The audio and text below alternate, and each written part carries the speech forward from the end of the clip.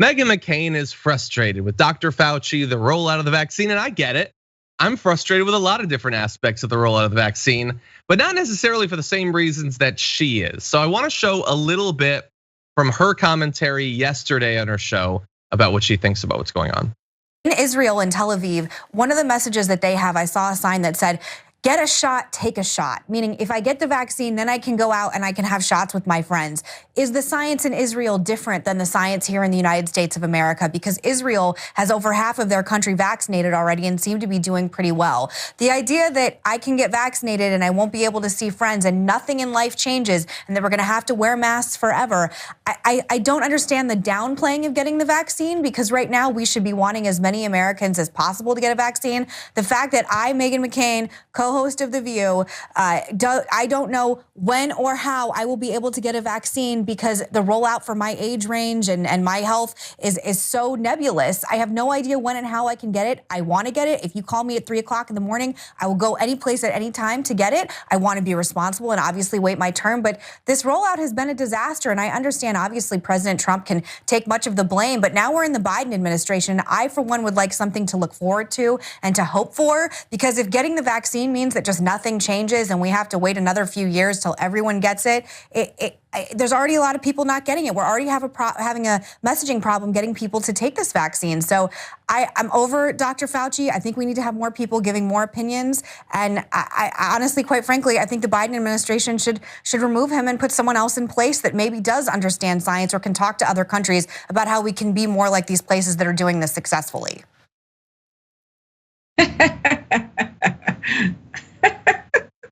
I mean, this is what you get when you have Meghan McCain on the show. Look, there's a lot there, Ida. I need to organize my thoughts. What did you think about what? So her name's Meghan McCain. Someone asked in the chat, wait, isn't her father famous? Yes, she is quick to point out her father is quite famous. Anyway, what did you think about that? So Karens will Karen. That's what Karens do. I think it's very interesting. People online have had this whole thing going about how people from TYT, actually, the followers, the Twitch people, saying we would love to see Ida on The View so that she could shut Meghan McCain down, right? That's the thing happening on Twitter right now. It's funny. Tone deaf, if I've ever heard tone deaf. Privilege, if I've ever heard privilege. Elitism, if I've ever heard elitism. But it's constant, right? So I don't understand what's going on. I think The View loves this because they continue to trend every day. We have a conversation about this unhinged person. And when you think about The View, I think it was George Bernard Shaw.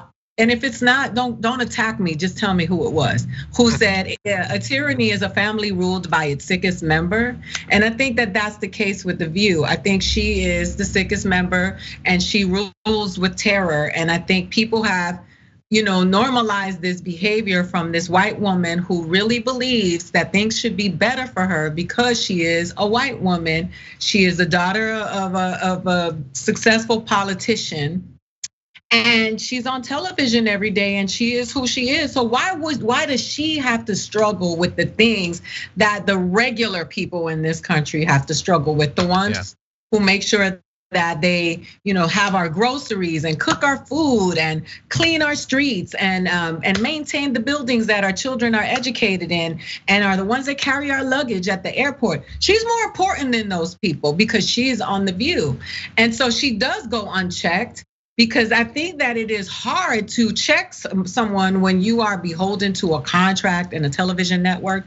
So I choose to do it here. I think Meghan is disconnected. She's hypocritical. She jumps on the sides of things when they affect her as a human being, which speaks to her self-centeredness and her narcissism. And I think she's sick. Above all things, she is sick. And that is why she's always ruling Twitter with the hashtag, because she's always speaking to her illness of racism, xenophobia, all of it combined. She is the embodiment of what they stand for.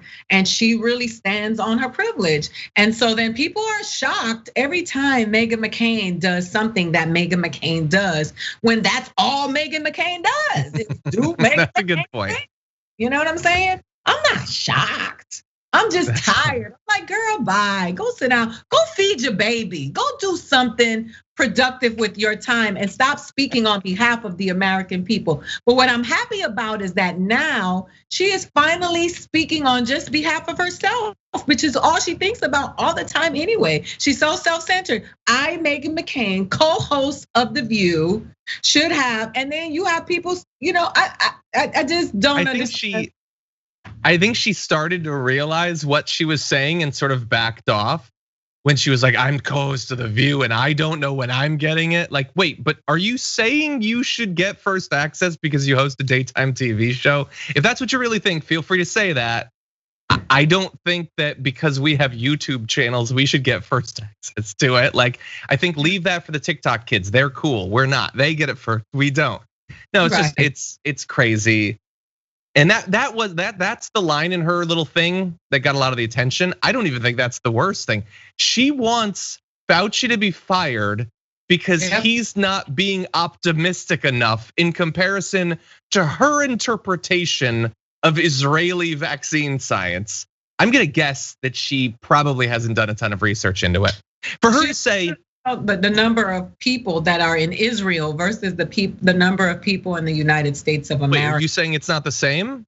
It's not the same number of people in Israel, or she's like, I flew in a helicopter in Israel, and I'm like, people don't realize that the population is very different. We have a lot more people, so of course.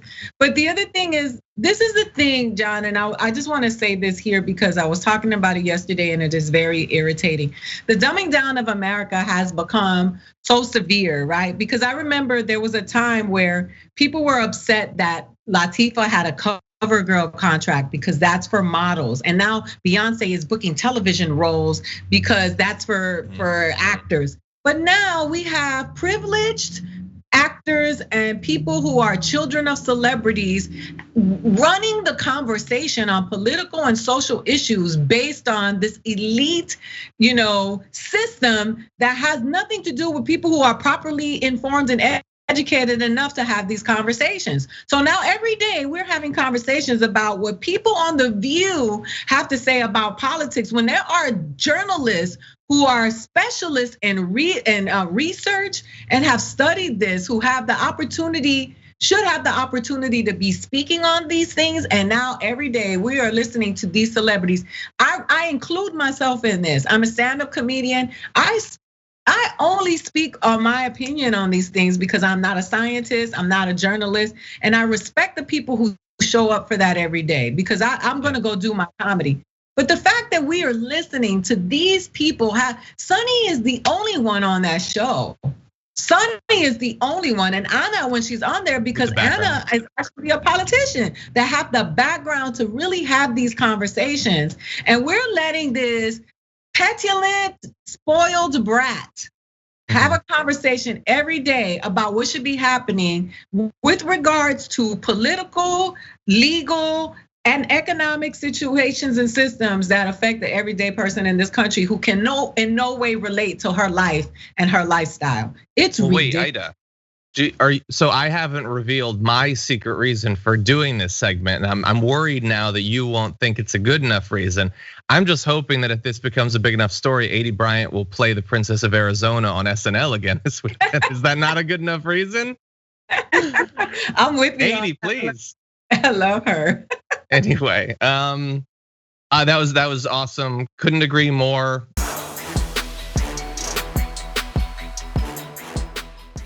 Check out the Damage Report podcast each day, wherever you get your podcasts, whether Pocket Casts or Stitcher or iTunes. You can join me as I give you the news and stories you want, with a range of co-hosts and interview guests jumping in on the fun each day. Again, that's the Damage Report, wherever you get your podcasts. And if you get them at iTunes, don't forget to rate and review. Sometimes I'll read them live on the show.